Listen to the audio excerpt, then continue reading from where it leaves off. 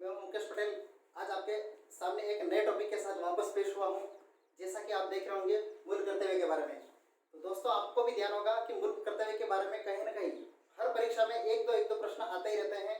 तो अपने को उसको किसी तरीके से, किस अकॉर्डिंग उसको उस तरीके से में डालना है, किसी भी तरीके से, मतलब अच्छे तरीके से। कहीं ना कहीं यानी कि जहाँ से आप देख रहे होंगे ABCDEFGH, यहाँ पर लिखा हुआ मैंने, फिर लिखा हुआ क ख ग, फिर क्रमांक 1 2 3, ये क्यों लिखने की जरूरत पड़ी, इसको क्यों लिखने की जरूरत पड़ी, विशेष रूप से यहाँ पर फोकस करेंगे एक एक अनुच्छेद में क्या क्या लिखा हुआ है।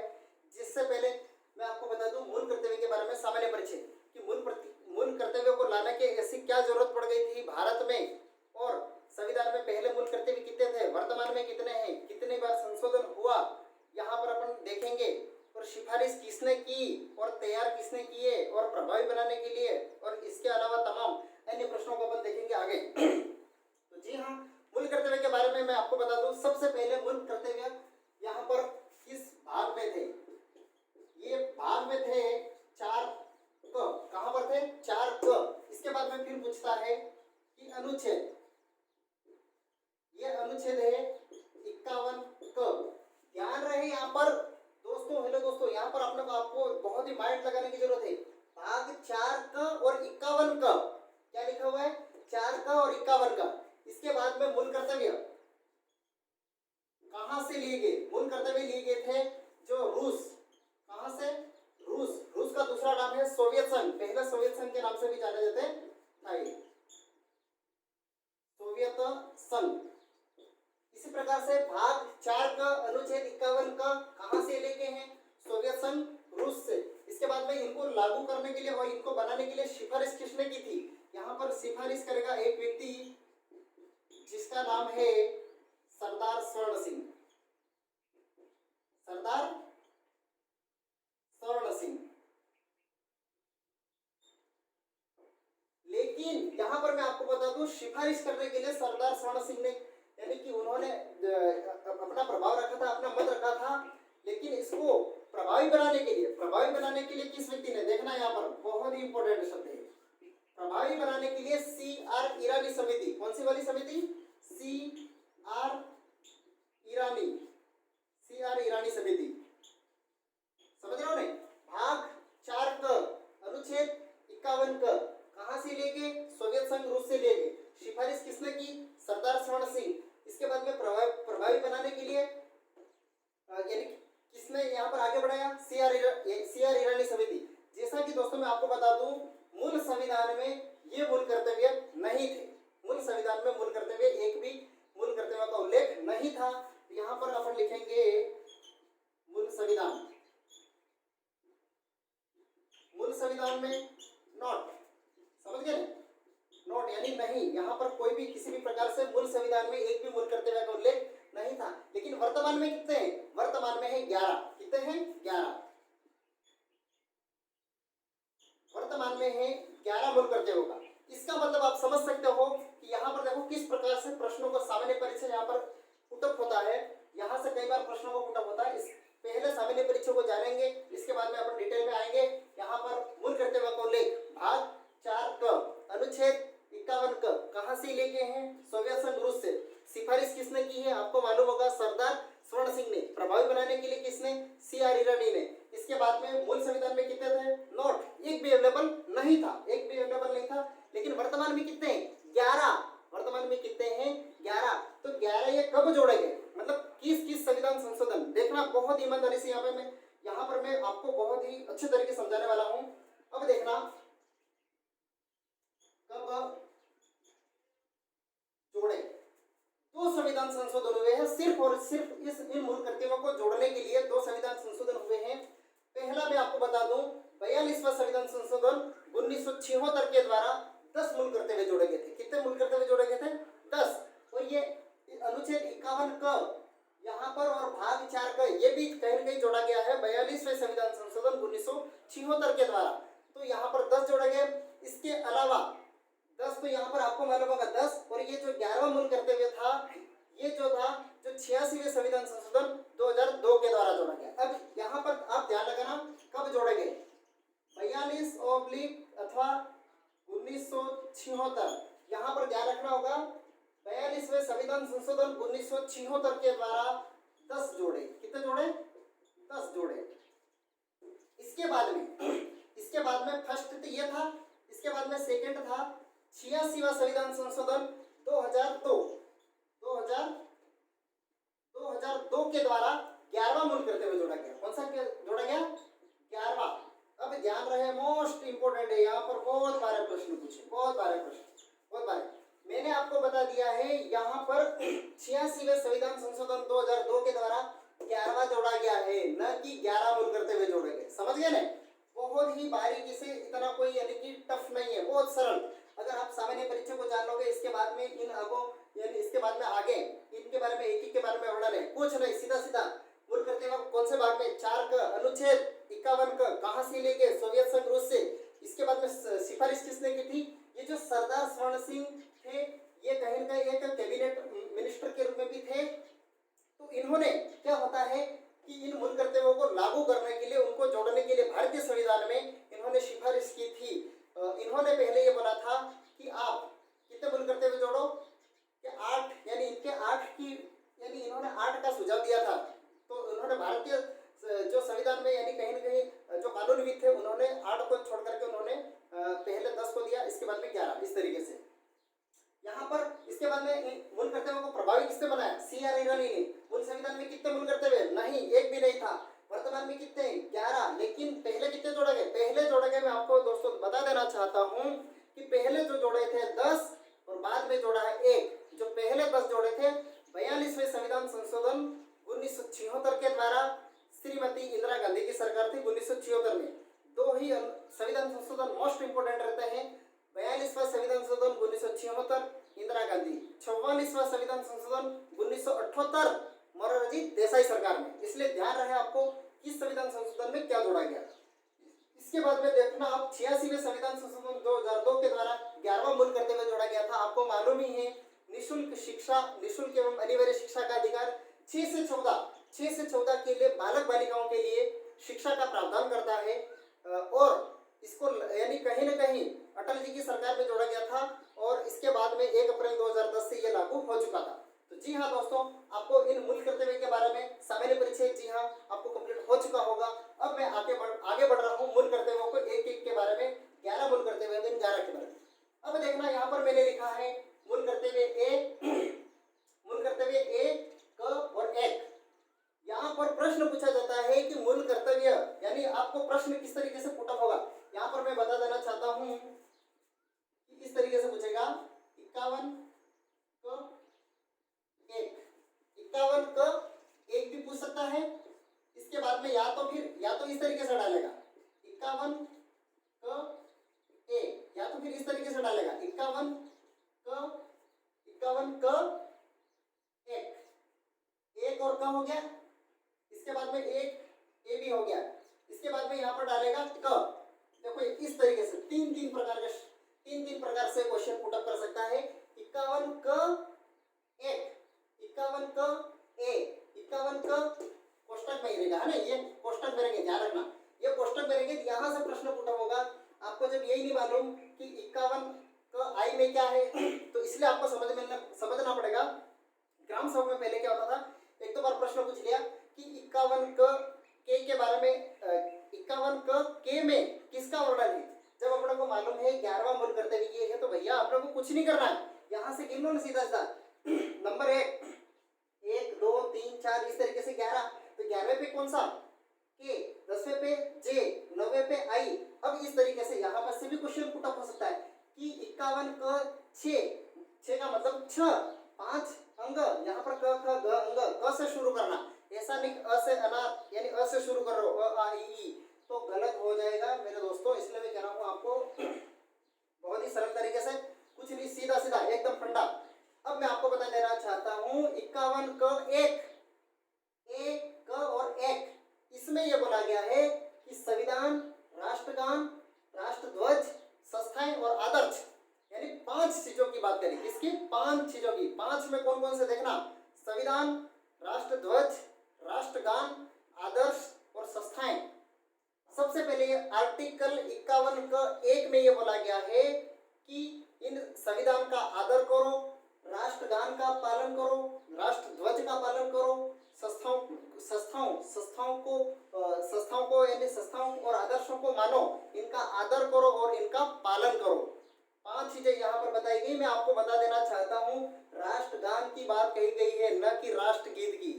यहाँ पर अगर वो प्रश्न पुटअप करेगा कि 51 का 1 में क्या राष्ट्रगीत का उल्लेख है, तो राष्ट्रगीत का उल्लेख नहीं है। ये अपने को ध्यान रखना है। 5 चीजें ये बहुत ही मोस्ट इंपोर्टेंट है, इनको ध्यान में रखना पड़ेगा। जैसे एक क और एक, इस तरीके से, ठीक है ना। यहाँ पर मैं आपको इसकी शॉर्ट ट्रिक बता देना चाहता हूँ। ए का मतलब ये समझना है अपने को, ए का मतलब होता है एंथम, एंथम का मतलब होता है राष्ट्रगान। क्या होता है? राष्ट्रगान। खाली एक एक शब्द ही पकड़ना है अपने को, ये मूल करते हुए नहीं जाना, ये यूं ही याद हो जाएंगे आपको, कुछ नहीं, कुछ इतना यानी टफली इतना नहीं है। यहाँ पर ए का मतलब होता है एंथम, ए का मतलब होता है एंथम।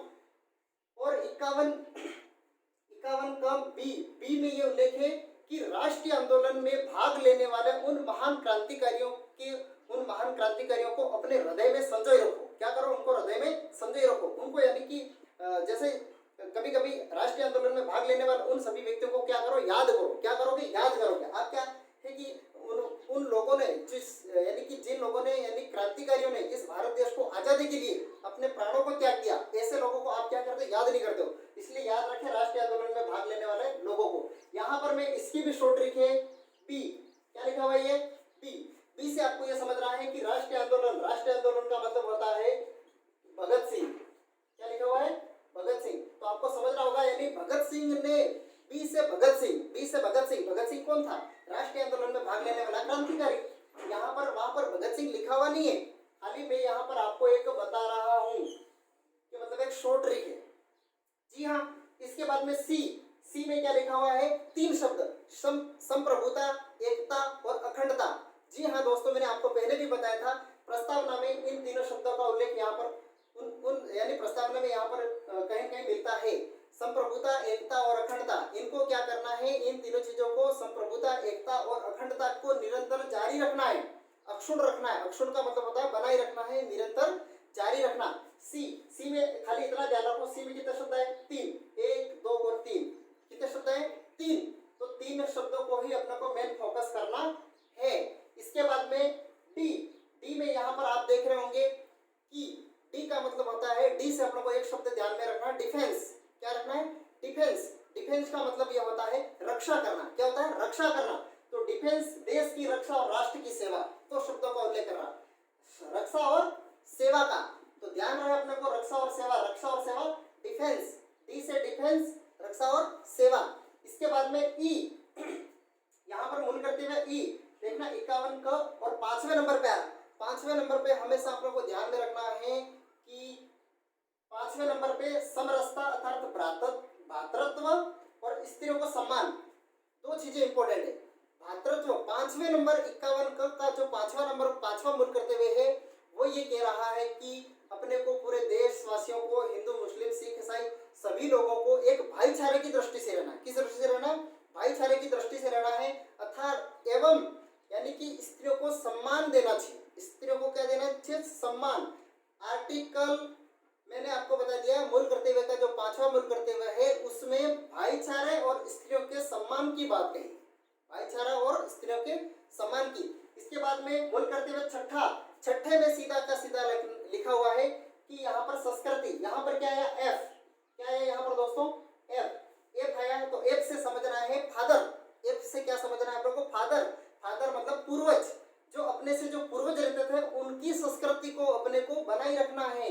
यहाँ पर भारतीय संविधान के जो मूल करते हुए का जो छठा मूल करते हुए है, वहां पर ये लिखा हुआ है सांस्कृतिक परंपराओं को गौरवान्वित करते हुए उनको बनाए रखें।